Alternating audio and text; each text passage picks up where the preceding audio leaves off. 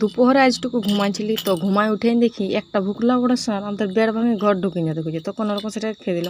আর এদিকে আমার বেটা একটু পরে উঠিছে, তো ও ষাঁড় দেখতে পাইল না, চারদিকে চাকাই চুকুই ভালছে ষাঁড় দেখার জন্যে, তো দেখতে পাইল না। তারপরে দেখছি আর একটা ষাঁড় ওই দিক থেকে হাঁটিয়ে আসছে, সাদা ষাঁড়টা ওই দিকে হাঁটিয়ে আসছে, তো ওটাও দেখলো কোনোরকম। তারপরে এখানে একটা দেখছি মুরগা আর একটা মুরগি পালাবার মনে হয় প্ল্যান করছে, চারদিকে ভালছে। আর এখানে আমি যে গুল ধরে ডাকিয়েছি, ধোঁয়া উঠছে, আঁচ উঠলেই ইয়ে করবো, রান্না করবো।